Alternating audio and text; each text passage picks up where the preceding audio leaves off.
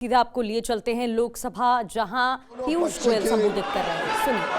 वार्ताकारों ने पिछले एक वर्ष में विभिन्न स्तरों पर गहन बातचीत की है। दोनों पक्षों के महत्वपूर्ण और विविध हितों को देखते हुए यह स्वाभाविक है कि दोनों पक्ष अपनी अपनी अर्थव्यवस्थाओं के महत्वपूर्ण और संवेदनशील क्षेत्रों की रक्षा करते हुए सर्वोत्तम संभव परिणाम सुनिश्चित करना चाहेंगे। इन वार्ताओं के दौरान भारतीय पक्ष अपने संवेदनशील क्षेत्रों, विशेषकर कृषि और दुग्ध क्षेत्रों के हितों की रक्षा सुनिश्चित करने में सफल रहा है। अमेरिकी पक्ष के भी कुछ ऐसे क्षेत्र थे जो उनके दृष्टिकोण से संवेदनशील थे। लगभग एक वर्ष तक चले कई दौर के विचार विमर्श के बाद दोनों वार्ताकार दल द्विपक्षीय व्यापार समझौते के कई क्षेत्रों को अंतिम रूप देने में सफल रहे।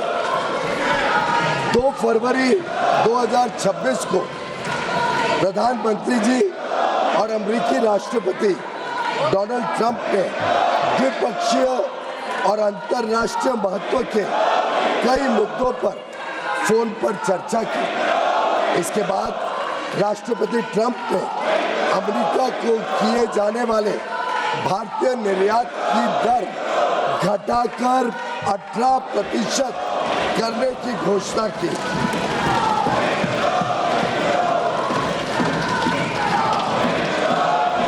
मैं इस बात पर जोर देना चाहता हूं कि यह अमेरिका द्वारा कई प्रतिस्पर्धी देशों पर लगाए गए टैरिफ से कम है, जिससे अमेरिकी बाजार में भारत की निर्यात प्रतिस्पर्धात्मकता में वृद्धि होगी।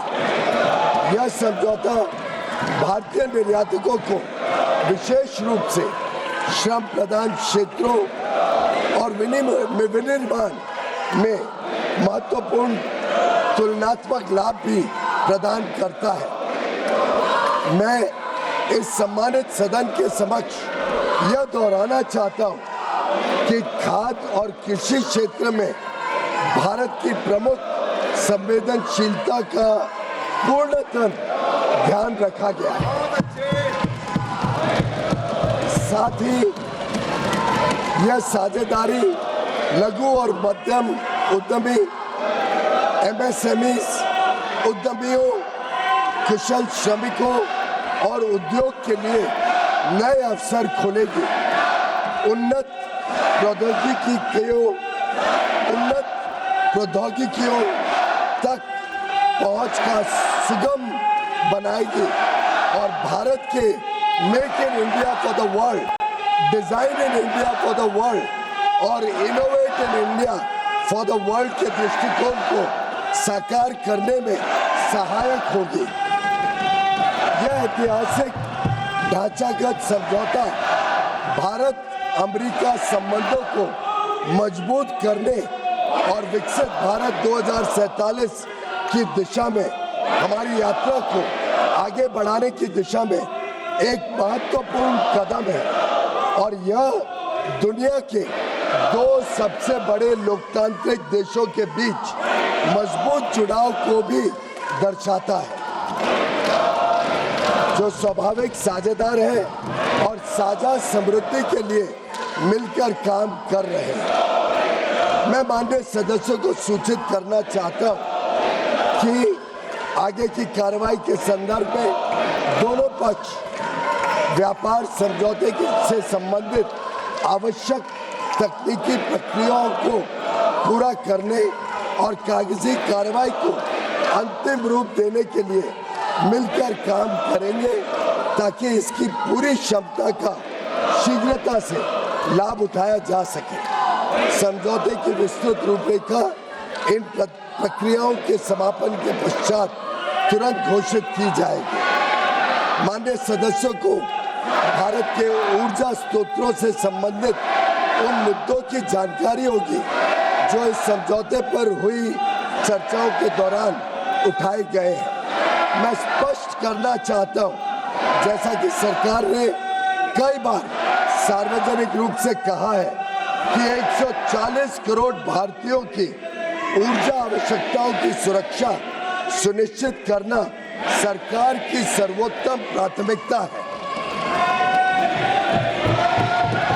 वस्तुनिष्ठ बाजार स्थितियों और बदलते अंतर्राष्ट्रीय परिदृश्यों के अनुरूप ऊर्जा स्रोतों में विविधता लाना हमारी इस कार्यनीति का मूल आधार है। भारत की सभी कार्रवाइयां इसी बात को ध्यान में रखकर की जाती है। अतः मैं माननीय सदस्यों से इन मुद्दों को समुचित दृष्टिकोण से देखने का आग्रह करता हूं। दोनों देशों के बीच भावी व्यापार अवसरों के संदर्भ में माननीय सदस्यगण इस बात को समझेंगे कि भारत और अमेरिका काफी हद तक एक दूसरे की पूरक अर्थव्यवस्थाएं हैं। जैसे जैसे भारत विकसित भारत के पथ पर अग्रसर हो रहा है, हमें ऊर्जा, विमानन, डेटा केंद्र, परमाणु ऊर्जा आदि सहित कई क्षेत्रों में अपनी क्षमताओं को बढ़ाने की आवश्यकता होगी। अमेरिका इन क्षेत्रों में दुनिया का अग्रणी देश है, इसलिए हमारे लिए इन क्षेत्रों में व्यापार की संभावनाओं पर ध्यान केंद्रित करना स्वाभाविक है, जिससे न केवल हमारी खरीद में बल्कि हमारे अपने निर्यात में भी विस्तार होगा। हमारा अनुमान है कि तुलनात्मक लाभ के परिणाम स्वरूप कई क्षेत्रों में भारत का निर्यात अमेरिका में भी काफी बढ़ेगा।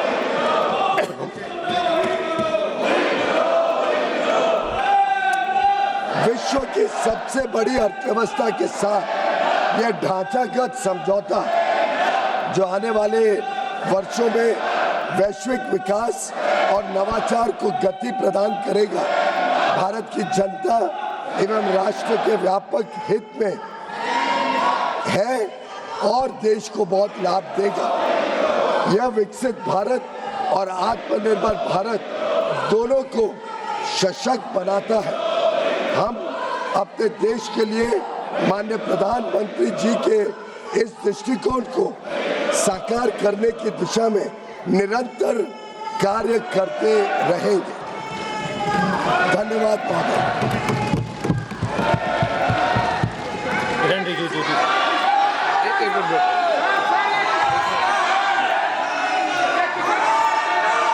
माननीय सदस्यगण,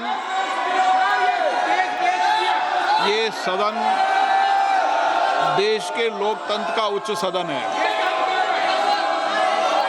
और आप सभी दलों ने समय समय पर इस देश के अंदर अलग अलग कालखंड के अंदर सरकार में भी रहे, लेकिन मेरा मत है कि इतनी लंबी सरकार में रहने के बाद भी हम इस उच्च सदन की मर्यादाओं, परंपराओं को तोड़ रहे हैं। विरोध का तरीका होता है, विरोध के तरीके और भी हो सकते हैं, लेकिन आप अपनी इलाके से छोड़कर उस जगह जाकर मर्यादाओं को तोड़ोगे तो देश के अंदर लोकतंत्र के प्रति लोगों का विश्वास, भरोसा कम होगा।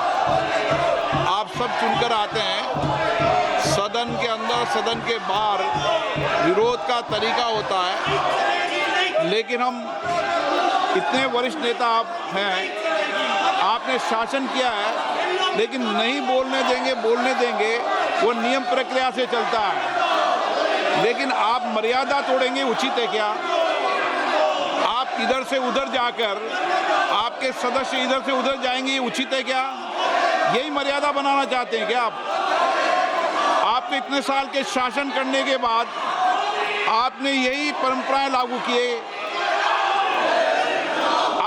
आप वरिष्ठ लोग हैं, बालू जी, आप इतने सीधे नेता हैं, ये देश में अच्छा लग रहा है कि आपको? आप इधर जाकर मंत्री बोल रहे हैं, आसन पे जाके खड़े हो रहे हैं, सत्ता पक्ष की तरफ बैनर लेकर आ रहे हैं। मर्यादा पहले भी विरोध हुआ है, लेकिन मर्यादा कभी किसी ने नहीं तोड़ी। आप शासन में रहे, ये प्रतिपक्ष में रहे, तब भी विरोध हुआ है, लेकिन मर्यादाएं कभी नहीं तोड़ी।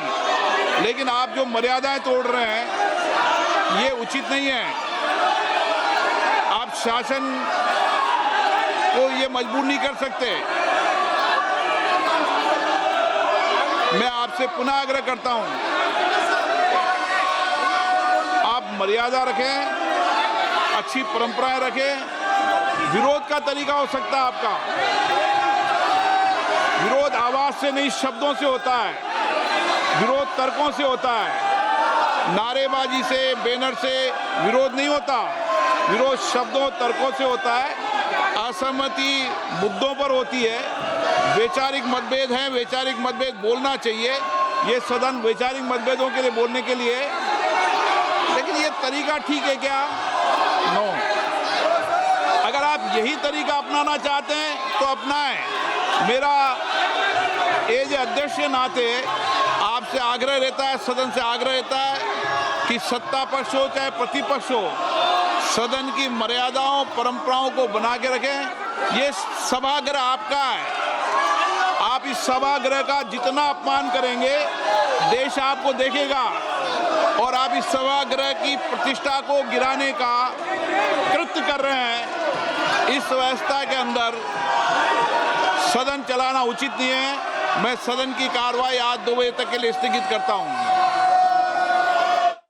तो इससे पहले आप सुन रहे थे वाणिज्य मंत्री पीयूष गोयल को, और अभी लोकसभा अध्यक्ष ओम बिरला बात बता रहे थे, समझाने की कोशिश कर रहे थे सत्ता पक्ष को और विपक्ष को भी कि हंगामा नहीं करना चाहिए, मर्यादा बनाने की कोशिश करनी चाहिए। इससे पहले भी बातें होती थी, मुद्दों पर बातचीत की जाती थी, बहस होती थी, लेकिन मर्यादा नहीं तोड़ी जाती थी। वहीं केंद्रीय मंत्री पीयूष गोयल की तरफ से कहा गया कि कृषि क्षेत्र में और डेयरी क्षेत्र में कोई समझौता नहीं हुआ है। इसी के साथ सदन की कार्यवाही 2 बजे तक के लिए स्थगित कर दी गई है, क्योंकि 6वें दिन भी लगातार हंगामा हो रहा है और हंगामे को देखते हुए 2 बजे तक के लिए कार्यवाही स्थगित कर दी गई है। सदन की कार्यवाही 2 बजे तक के लिए स्थगित।